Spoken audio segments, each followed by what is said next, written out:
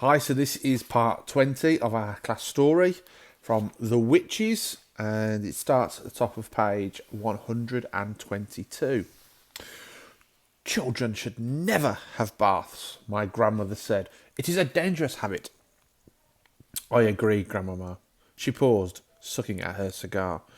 Do you really mean to tell me that they are downstairs having tea, she said. I'm certain of it, Grandmama. There was another pause. I could see the old glint of excitement slowly coming back into my grandmother's eyes, and all of a sudden she sat up very straight in her chair and said sharply, Tell me everything, everything right now. From the beginning, and please hurry. I took a deep breath and began to talk. I talked about going to the ballroom and hiding behind the screen to do my mouse training. I told her about the notice saying, Royal Society for the Prevention of Cruelty to Children. I told her all about the women coming in and sitting down and about the small woman who appeared on the stage and took off her mask. But when it came to describing what her face looked like underneath the mask, I simply couldn't find the right words. It was horrible, Grandmama, I said. Oh, it was so horrible. It was like something that had gone rotten. Go on, my grandmother said. Don't stop. Then I told her all about all the others taking off their wigs and their gloves and their shoes, and how I saw before me a sea of bold, pimply heads, and how the women's fingers had little claws, and how their feet had no toes.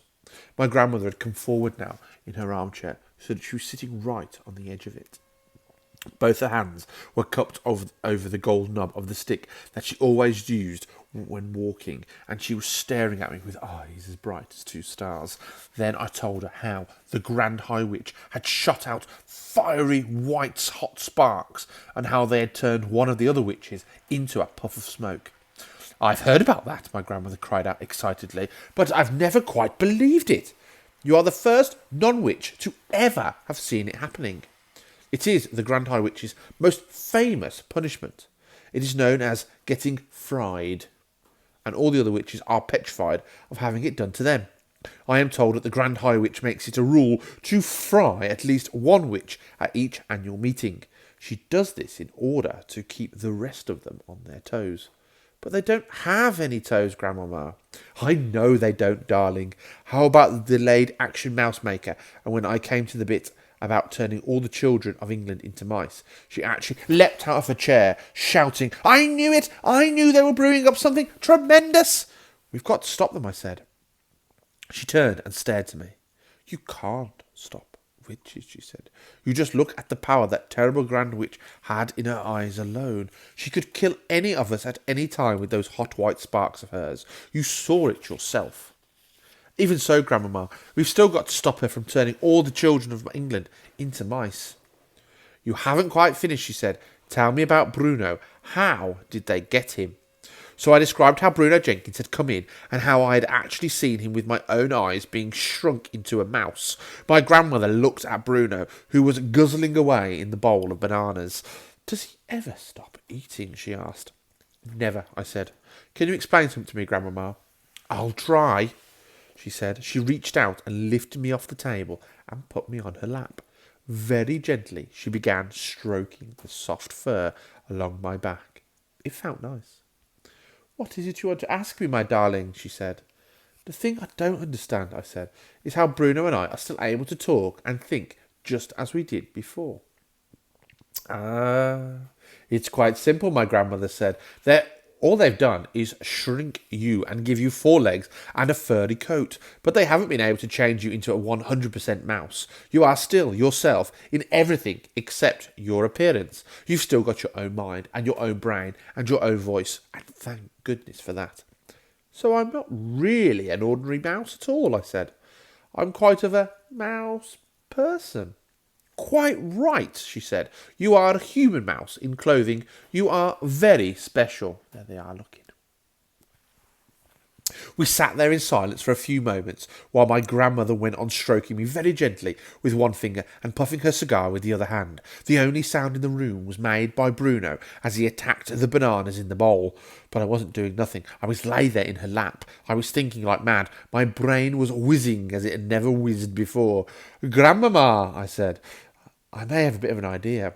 "Yes, my darling, what is it?" The Grand High Witch told them her room was number 454.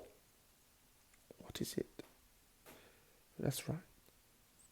"Right," she said. "Well, my room is 554. Mine, 554, is on the 5th floor, so hers, 454, will be on the 4th floor." "That is correct," my grandmother said. "Then don't you think it's possible that room 454 is directly underneath room 554? "That's more than likely," she said. "These modern hotels are built like boxes of bricks, but what if it is?" "Would you please take me out to my balcony so that I can look down?" I said. All the rooms in the Hotel Magnificent had small private balconies. My grandmother carried me through to my own bedroom and out onto my balcony. We both peered down to the balcony immediately below us. "Now, if that is her room," I said, "then I'll bet I could climb down there somehow and get him." "And get caught all over again," my grandmother said. "I won't allow it." At this moment, I said, all the witches are down on the Sunshine Terrace having tea with the manager. The Grand High Witch probably won't be back until 6 o'clock, or just before. That's when she's going to dish out supplies of that foul formula to the ancient ones who are too old to climb trees after Grundle's eggs. "And what if you did manage to get into her room?" my grandmother said. "What then?" "Then I should try to find the place where she keeps her supply of delayed action mouse maker, and if I succeeded, then I would steal one bottle and bring it back here." "Could you carry it?" "I think so," I said. "It's a very small bottle." "I'm frightened of that stuff," my grandmother said. "What would you do with it if you did manage to get it?" "One bottle is enough for 500 people," I said. "That would give each and every witch down there a double dose at least. We could turn them all into mice." My grandmother jumped an inch in the air. We were out on my balcony, and there was a drop of about 1,000,000 feet below us, and I very nearly bounced off her hand over the railings when she jumped. "Be careful with me, Grandmama," I said. "What an idea!" she cried. "It's fantastic! It's tremendous! You're a genius, my darling!" "Wouldn't it be something?" I said. "Wouldn't that be really something? We'd get rid of every witch in England in one swoop," she cried, "and the Grand High Witch into the bargain." "We've got to try it," I said. "Listen," she said, nearly dropping me over the balcony once again in excitement. "If we brought this off, it wouldn't be a great triumph for the whole history of witchery." "There's a lot of work to do," I said. "Of course there's a lot to do," she said. "Just for a start, supposing you did manage to get hold of one of those bottles, how would you get it into their food?"